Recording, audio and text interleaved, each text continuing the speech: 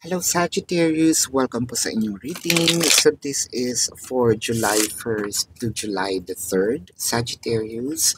Para po sa mga bago, don't forget to click the subscribe button, smash the like button, and comment below kung kayo po ay nakaka-resonate and hit the notification bell. So kung gusto nyo pong sumali sa ating live sessions sa kabilang channel po, that is Babaylan TV. Yan po ang ating unang channel catered for our international audience, no? At nagla-live din po tayo doon. So, Sagittarius, I want you to know that this is a general reading. So you may resonate with the entire reading or you may resonate with some bits and pieces of the reading. Take what's only yours. So magsimula na tayo, Sagittarius. So I feel like medyo basag na basag itong ating pag-ibig ngayon, ang ating puso, no? I feel like you are still reviving or you are reviving a relationship that's probably you feel like it's about to end, no? Nakakakita ko dito na parang um, you're the only person who's holding on to the connection as of the moment, no? Parang si person is either malayo na, bumitaw na, pero you kind of giving it a good fight na parang kaya pa natin yan, kaya pa natin i-resolve, no? I feel like Sagis, medyo nasasaktan na rin tayo sa ating ginagawa. Pero, kumbaga para sa'yo, mas okay na to kesa either magsimula akong uli, no? Panibagong effort na naman. I feel like parang basag na basag talaga ang even our dreams. I feel like you are very depressed as of the moment, no? Sagittarius.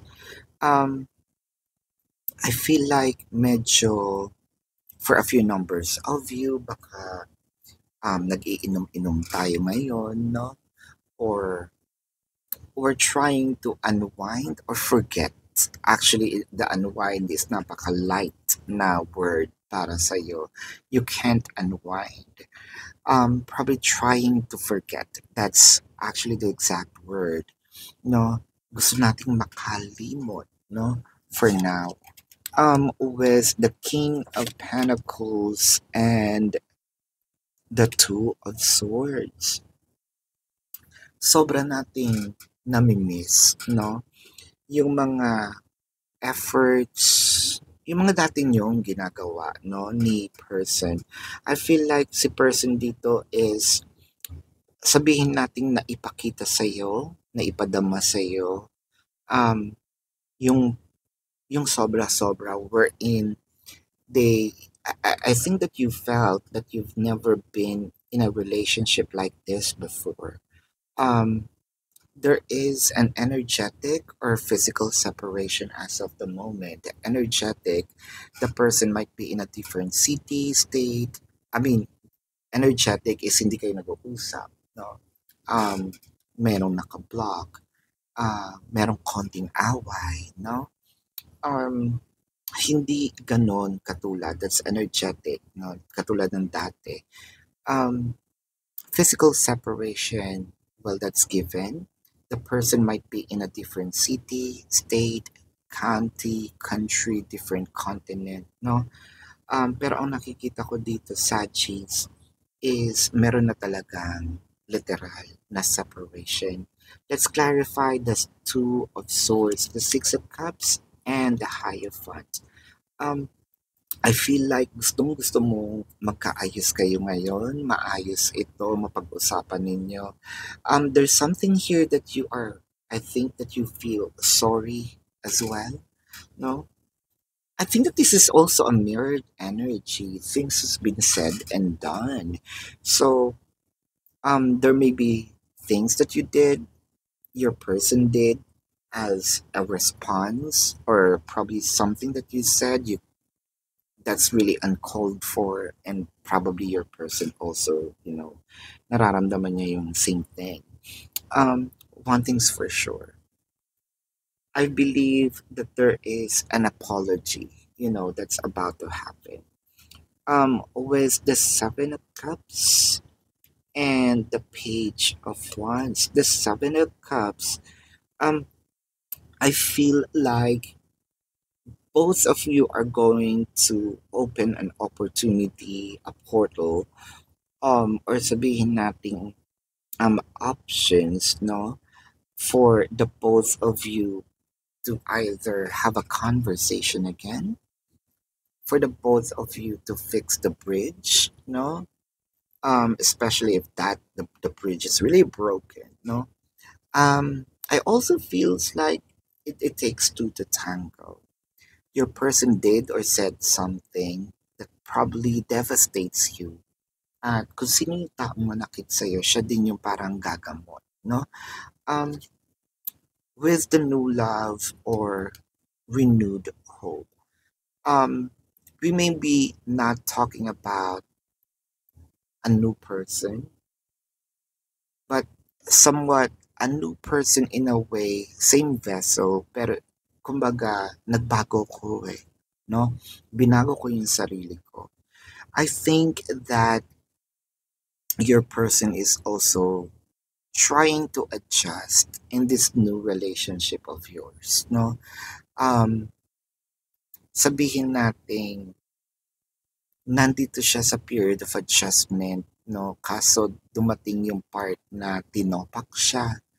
Um, ikaw yung napagbuntunan, no?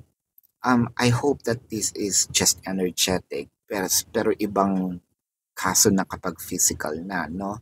So kapag physical na at medyo nasasaktan tayo in physical form, no? Um, hinto nyo na muna itong panonood ng tarot cards, no?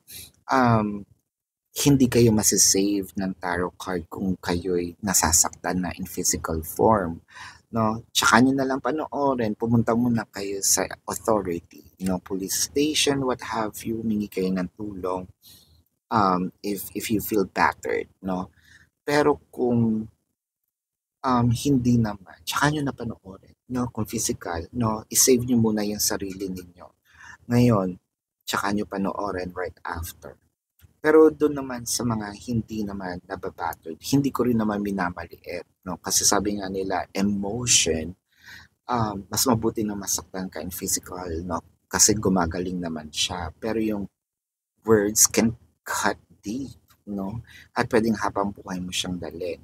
Kaya ko lang naman sinasabing in physical, wag na munang panoorin or save nila yung sarili nila. Kasi chances are, baka kung ano pang pwedeng mangyari. You know what I mean, no? So I feel like dito sa renewed hope, siya, yung same vessel, same tao, pero iba na yung ipinapakita. I think this is more of your wish, prayer, spells, no? Na, or request, no? Baka naman pwede kang magbago, no? So I feel like your person is trying their best, to change. I'm also seeing Four of Cups and the King of Swords. I think that your person here, iba lang siyang magsalita. Really cutthroat, no? Wala siyang patawad, no? Parang bastos, kumbaga, kung titingnan ng nakakarami, no? Yung mga nakaka-observe, ang bastos naman itong taong to, no? Kumbaga, no filter, no? With the Four of Cups, I think that hindi niya masyadong nakikita yung impact nito sa'yo.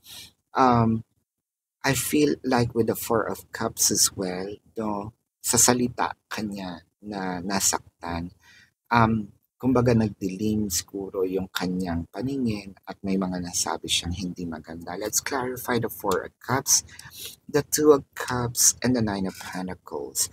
Actually, gagawa ito ng way para mag-bridge uli kayong dalawa. At I think, no, hindi niya mababawi itong mga nasabi niya. Pero what this person can do is papasayahin kanya in a different form in their own little way, no? Um, with the Hanged Man and the Empress, no? I feel like you're also wondering kailan ba ako maitatrato, no? Ni person na yung maibibigay, no? Etong kondisyon, request, prayers, demands, no? Na hinihingi ko, and I feel like it's very, very soon. Kung reconciliation ang inyong hinihingi dito, yun ang ibibigay, and then some, no? Probably reconciliation at hindi na ako magloloko uli or hindi na kita masasaktan uli. I will try to do my best to change, no? This is not an overnight solution.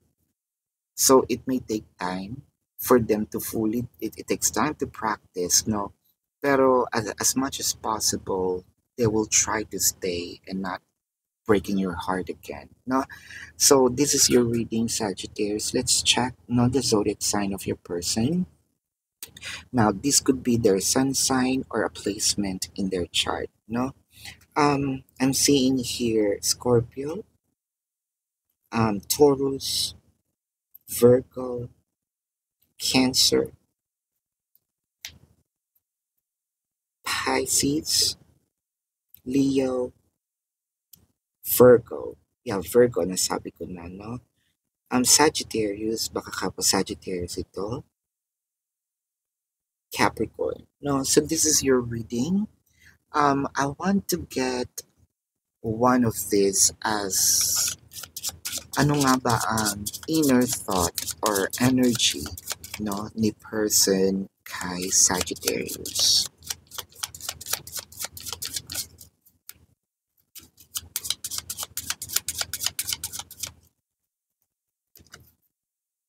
My love for you is stronger than ever. So katulad nga ng sinabi ko, sometimes separations can be a blessing, no? And because of what happened, I think that your person fully discovered how important you are, kung gaano kahalaga din, no, itong connection para sa kanya.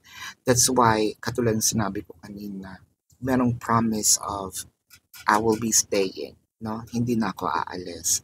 Kasi parang marirealize niya, hindi ko rin naman pala kaya na wala si Sagittarius sa akin, no? This card is a message from your spirit guides, higher self, guardian angel, no? Whatever you want to call it. Have more faith in yourself. Be proud of how you are navigating every curveball that life throws at you. How you deal with those times shows your true inner resilience. Nothing can break that. That in itself is an inspiration for others. Keep shining your light. So I feel like hindi lang naman ito yung napagdaanan nating medyo mabigat, no? And I feel like kahit na ganun pa man yung mga nararanasan mo, you're proving other people wrong. And I feel like this story of yours can become an inspiration for other people to strive, you know, for the better and don't lose hope in love, no? So this is your reading, Sagittarius. Again, para po sa mga bago, don't forget to click the subscribe button, smash the like button, comment below kung kayo po ay nakaka-resonate, and hit the notification bell. Kung gusto niyo po ng dalawang reading sa akin, sa kabilang channel po yun, that is Babaylan TV. No, yan po ang ating unang channel catered for our international audience. And Sagis, nagla-live din po tayo dun sa Babaylan TV, no? So, you're very much welcome kung gusto niyong sumali. At kung feeling nyo hindi po kayo satisfy sa yes or no na sagot lang, no? Sa description box po ng video na ito, there is a link. All you have to do is to either copy the link or click the link. you will be routed to my website. Nandun po lahat ng information, how much per question, modes of payment, the QR code, no? And if you want to avail our 4 questions plus one, so that's actually a discounted price already, no? Um, Take advantage of it. And if you also want to book a private reading, nasa description box din po yan. Love and light to you. Namaste. See you po sa susunod na reading. Goodbye, Sagittarius.